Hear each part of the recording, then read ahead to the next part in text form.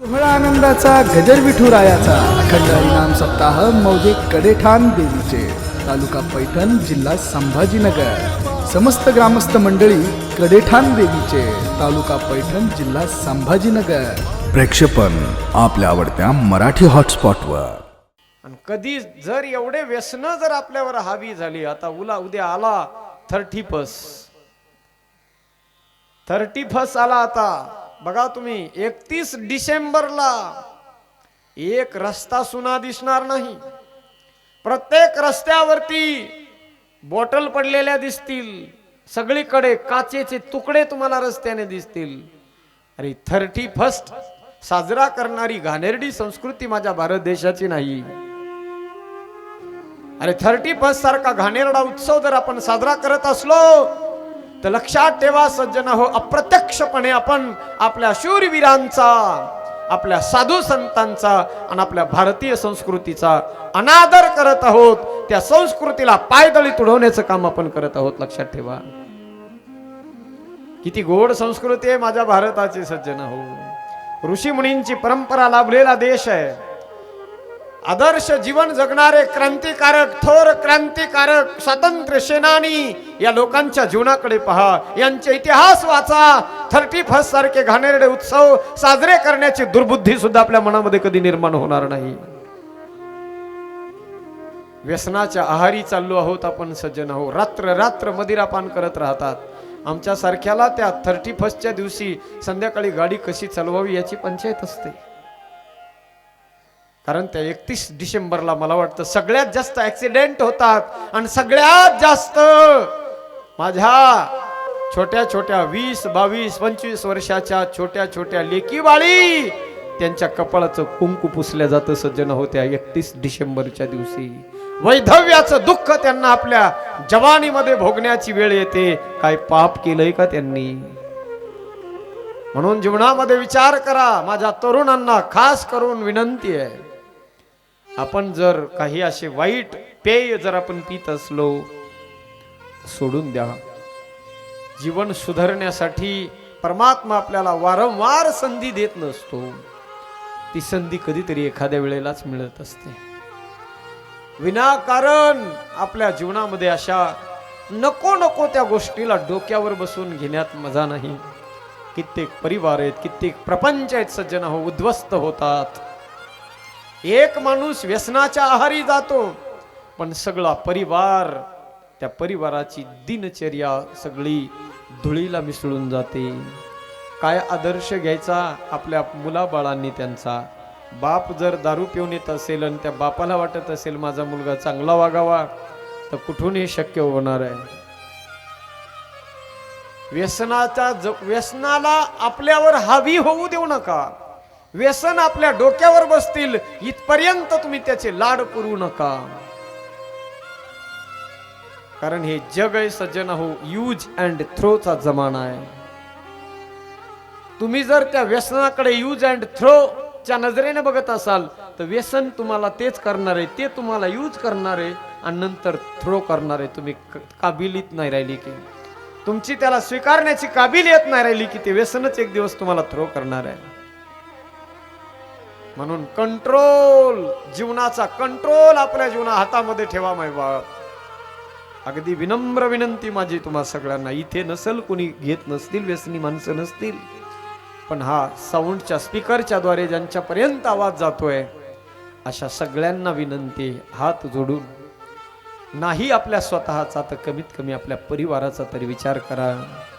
आयुष्य कसं जगावं लागत असेल त्यांना. अरे त्यांना सुद्धा तुमच्या छोट्या छोट्या तुमच्या मागे असणाऱ्या त्या मुलांना सुद्धा चांगल्या शाळेमध्ये ऍडमिशन घेण्याची इच्छा असते.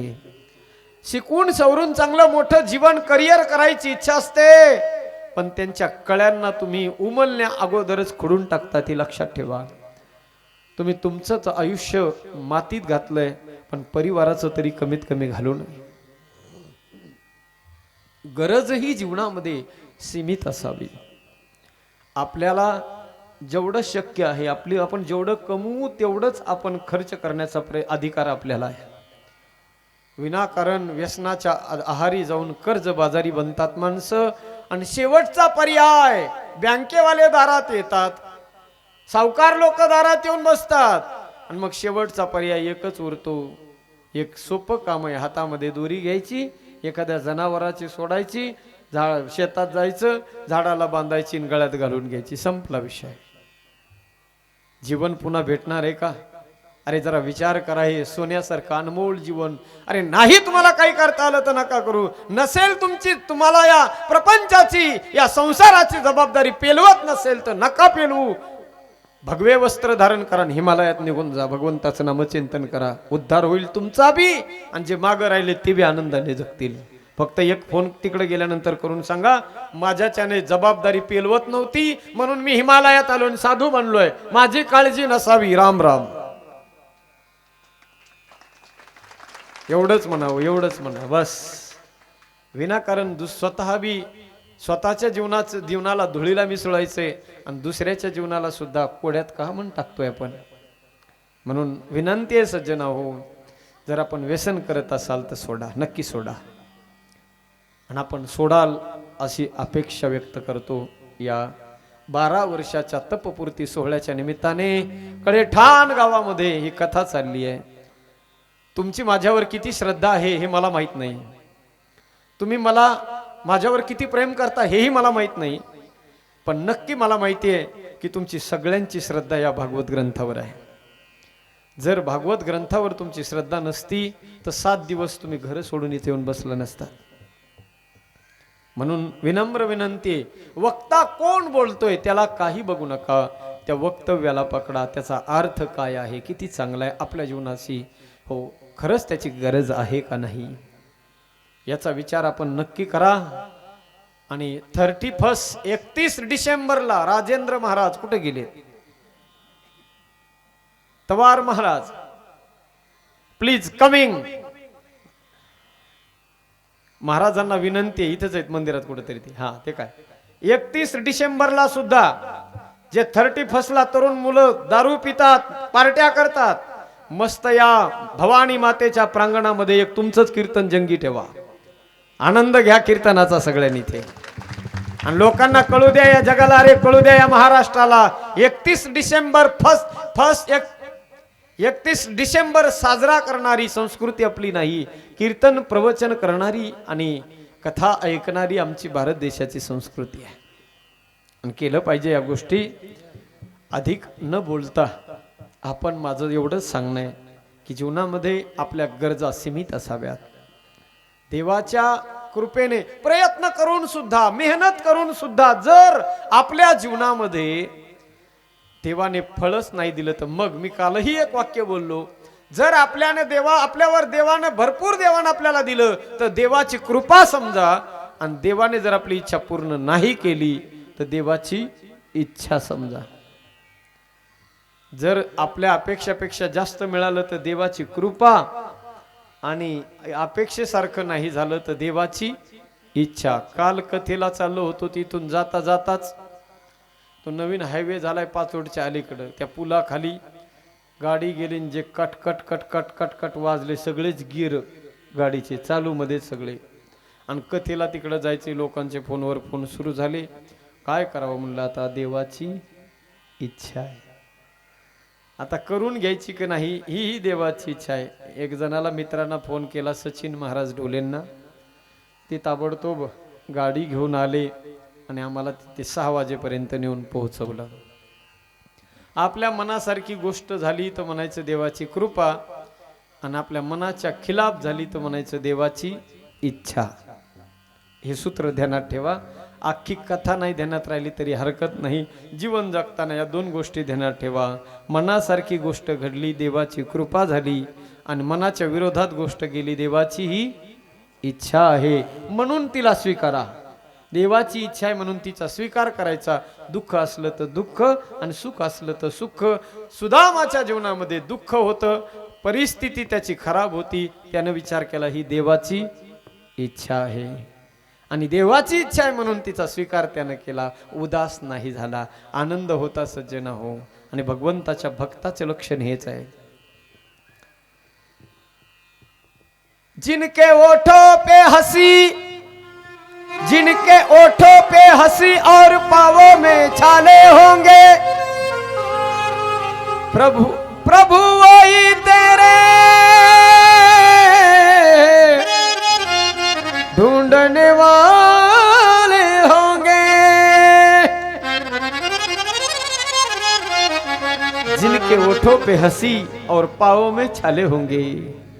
ज्यांच्या ओठावर हसी आहे आणि पायामध्ये मात्र छाले पडलेले आहेत, ते भगवंताच्या भक्ताचं लक्षण आहे. पायाला फोड जरी आले, पायात घालायला काही नाही, पायाला चालून चालून फोड आले, पण चेहऱ्यावरची प्रसन्नता मात्र तशीच आहे. याला म्हणायचं दुःखामध्ये सुद्धा डगमगून न जाणे. सुदामा डगमगलेला नाही, गरीब आहे सुदामा, दरिद्री नाही. सुदामा गरीब आहे. गरीब असावं माणसाने, पण दरिद्री नसावं. दरिद्री कुणाला म्हणावं? देवानं भरपूर दिलंय, पण भरपूर देऊन सुद्धा ज्याच्या चेहऱ्यावरच्या कपाळावरच्या आट्या पडलेल्याच आहेत, ज्याच्या चेहऱ्याकडे पाहिल्यानंतर कधीही पाहिलं तर असं वाटतंय मिया रोता क्यों तो बोले सुरतच वैसी. कधीही 12 वाजलेले चेहऱ्यावर समजायचं हे दरिद्री गिराईक आहे, गरीब नाही, दरिद्री. देवानं देऊन सुद्धा जर मनाची तृप्ती होत नसेल, समाधानच होत नसेल, तर समजावं हे दारिद्र्यपणाचं लक्षण आहे. सुदामा गरीब आहे, दरिद्री नाही. पत्नीनं सांगितलं, मालक तुमच्या मनाला समाधान वाटेल, जा मालक, आपल्या मित्राला भेटायसाठी जा. सुदामा म्हणतो, अरे तुला माहिती आहे का काही? तू म्हणतेस मित्राच्या घरी जा, पण मित्राच्या घरी जाणं एवढं सोपं आहे का? अगं मित्राच्या घरी, गुरुच्या घरी, देवाच्या दारी आणि हॉस्पिटलमध्ये पेशंटला भेटायला जात असताना माणसानं रिकाम्या हाताने जायचं नसते. सुदामानं सांगितलं, कृष्ण माझा मित्र आहे, तो असेल राजा, पण माझा मित्र आहे, तो माझ्याकडून त्याला काही अपेक्षा आहेत. मला गेल्याबरोबर तू विचारणार आहे, तो मला काय आणलं सुदामा तू म्हणून. अरे जेव्हा तिथं गेल्यावर तो मला विचारेल की अरे सुदामा तुझ्या घरून मला काय आणलंस माझ्यासाठी? अरे एवढ्या वर्षानंतर तू भेटतोयस, काय आणलंस? मी काय उत्तर देऊ रे त्याला? काय सांगू मी त्याला? मी सांगू अरे देवा माझी परिस्थिती फार गरीब आहे, मी माझी परिस्थिती फार नाजूक आहे, अरे मलाच काय खावं याची पंचायत आहे, मग तुला मी काय आणू असं म्हणू मी त्याला? अरे असं जर म्हणलो तर त्याला संकोच वाटेल, आणि मला नाही वाटत माझ्या बोलण्यामुळे त्याच्या मनाला दुःख वाटेल म्हणून वाटावं. काहीतरी त्याला नेलं पाहिजे सोबत. गेली महाराज पत्नी. नवऱ्याची लाज राखणारी पत्नी असावी बरं का मायबाप, नवऱ्याची लाज राखणारी असावी. पत्नी गेली, 4 घरची भिक्षा मागितली, 4 घरचे तांदूळ तिनं घेतले, आणि त्या फाटलेली धोती होती सुदामाची, एक चांगला जो भाग होता त्या भागामध्ये तिने ते तांदूळ बांधले. 4 घरचे तांदूळ आहेत, बांधले तांदूळ सुदामाच्या खांद्यावरती ती धोती टाकली आणि सुदामा निघाला. सज्जन हो, चले शाम सुंदर से मिलने सुदामा, चले शाम सुंदर से मिलने सुदामा.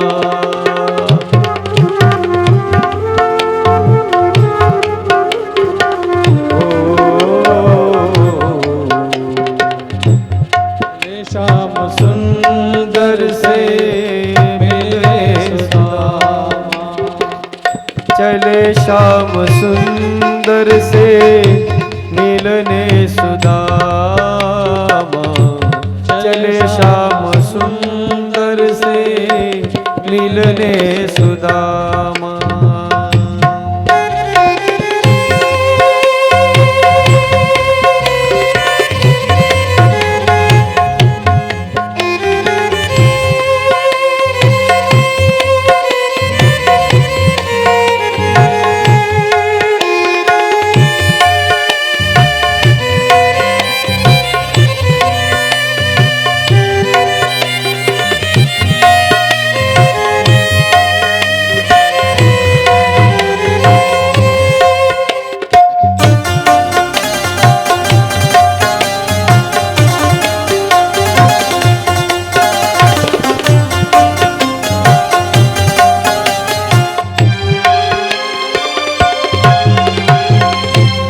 गाते हुए मुख में,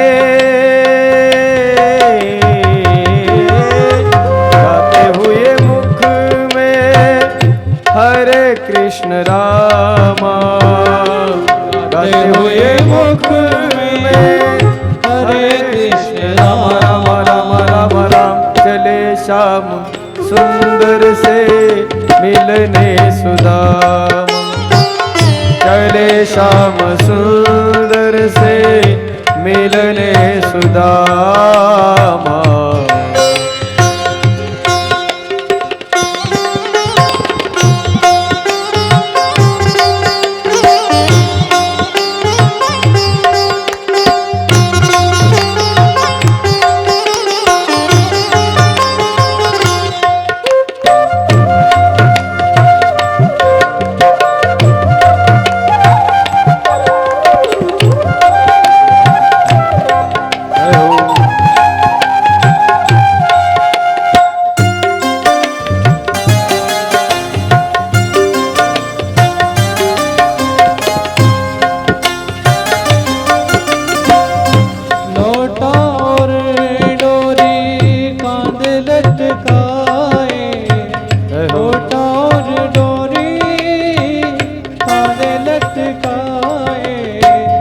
तंदूर की पोटरी गले लपटाई, तंदूर की पोटरी गले लिपटाई।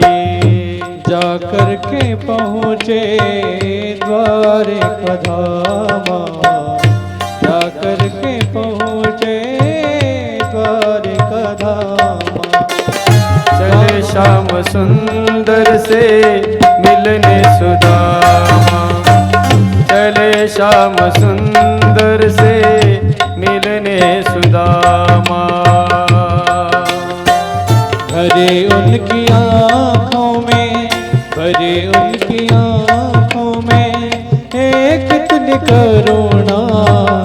जाकर सुदामा पुजारी से पूछो, जाकर सुदामा पुजारी से पूछो, ये करामात क्या उनकी, करामात क्या उनकी चरणों की रज में।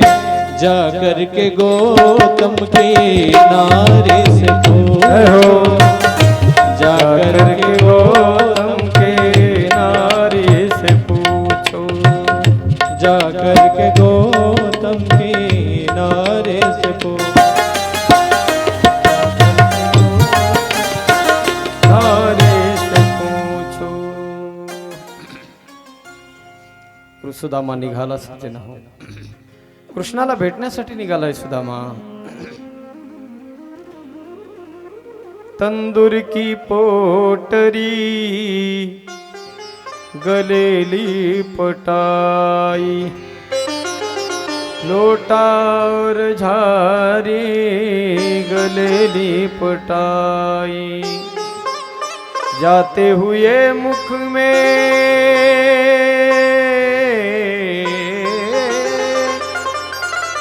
गाते हुए मुख में हरे कृष्ण रामा,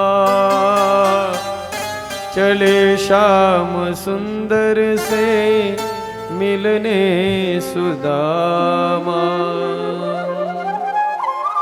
निघाला सुदामा सज्जन हो, मुक्काम दर मुक्काम मजल दर मजल करत करत रस्त्यानं निघाला द्वारकेच्या दिशेने सुदामा।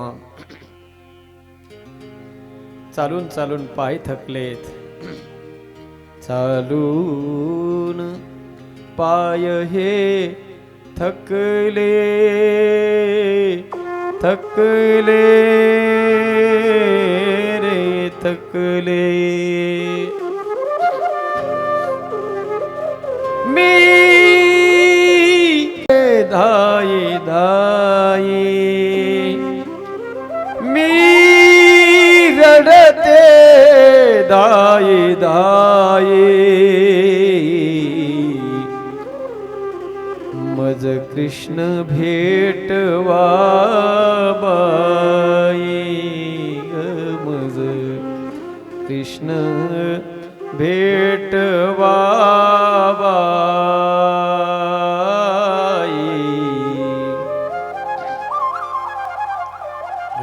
घनश्याम तुम्हें ढूंढने जाए कहाँ कहाँ। घनश्याम तुम्हें ढूंढने जाए कहाँ कहाँ। अपने बिरह की याद दिलाए कहाँ कहाँ। घनश्याम तुम्हें ढूंढने जाए कहाँ कहाँ। घनश्याम तुम्हें ढूंढने जाए कहाँ कहाँ।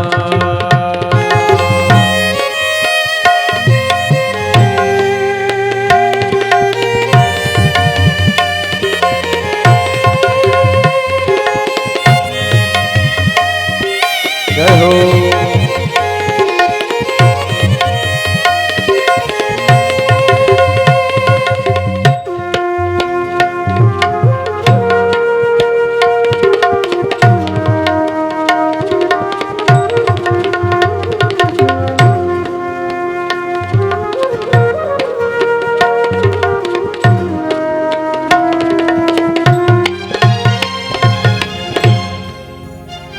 भूख लगती है ना प्यास लगती है।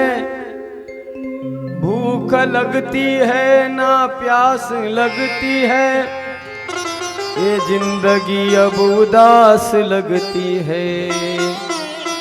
कैसे आऊं द्वारिका तेरी आस भी अब निराश लगती है।